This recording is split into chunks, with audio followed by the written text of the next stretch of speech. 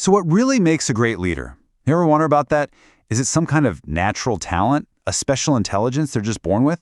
Well, today we're going to dive into a pretty fascinating study that might just flip the way you think about leadership and who has the potential to be a great one. All right, let's kick things off with a huge number, $1 million. Yeah, you heard that right. According to the research, that's what it can cost a company when a new executive hire just doesn't work out within their first year. Ouch.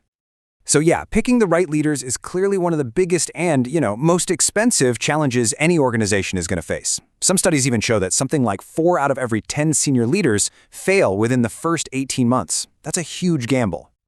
And that, right there, leads to the million-dollar question. What if we could somehow decode leadership potential? What if we could spot the right people before they're hired, all based on a specific kind of intelligence they have? Well, it turns out there's a really influential theory from Harvard's Howard Gardner that proposed exactly that. He suggested that really effective leaders have this unique blend of what he called multiple intelligences.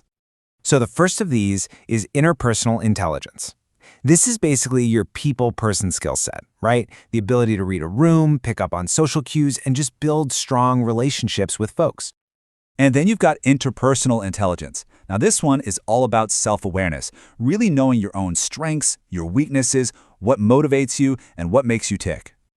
And the third piece of this leadership puzzle? That's linguistic intelligence. This is the skill of using words to your advantage, whether that's giving an inspiring speech, writing a really clear email, or making a persuasive argument. So according to Gardner's theory, this trio, interpersonal, intrapersonal, and linguistic intelligence, was kind of the secret sauce for leaders. The expectation was pretty clear. People who scored high in these 3 areas, well, they should be the ones rising to the top. Okay, so that's the theory. Sounds pretty good, right? But does it actually hold up in the real world? Well, a group of researchers decided to put it to the test and see if the data backed it up. Their method, as you can see here, was pretty straightforward. First, they went out and surveyed 205 university faculty members. Then, they split them into 2 basic groups: leaders, those who managed other people, and non-leaders, who didn't. And finally, they measured everyone's levels across those key intelligences we just talked about. So this is it, the moment of truth for the entire study. Did the data actually show that leaders have higher levels of these specific leadership intelligences? Was Gardner's popular theory right all along? And oh boy, this is where things get really, really interesting. The results of the study? It completely turned expectations on their head. It was not what the theory predicted at all. The results were pretty startling. I mean, look at this table. When the researchers compared the 2 groups, there was no meaningful difference between them. None. Leaders and non-leaders scored just about the same on people skills, on self-awareness, and even on communication skills.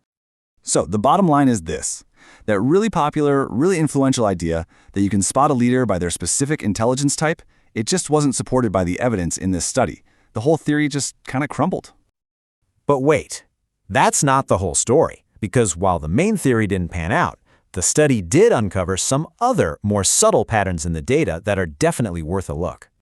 For example, they found this really interesting connection to age. Self-awareness, that's the interpersonal intelligence, it actually peaked for people in the 41 to 60 age group, and kind of surprisingly, it was lowest for folks over 60. Huh? And check this out. While it wasn't a huge statistically significant gap, the data did show that leaders had a little bit of an edge in linguistic intelligence. About half the leaders had it as a top skill, compared to just 46% of non-leaders. A small difference, but it's there. And get this, the study also revealed a profile of the highest performers overall. So across both the leaders and the non-leaders, the people with the highest scores in these intelligences tended to be female, white, between 51 and 60, and working in a professional role. So what on earth does all this mean? Well, the takeaway is definitely not that communication skills or people skills or self-awareness are useless for leaders. I mean, of course they matter, a lot. Instead, it suggests something way more powerful, that the capacity for leadership isn't just limited to some select few who are born with a special type of intelligence. No, it's actually much more widespread than we might think. In fact, the researchers who did the study said it best themselves. They concluded that the old model of leadership, as this rare trait save for a chosen few, it's just outdated and it's not effective in today's world. Which leaves us with a final, pretty thought-provoking question. If a specific intelligence profile isn't what defines a leader, it challenges us to look for that potential in places and in people we might have completely overlooked before. So, could the next great leader truly be anyone?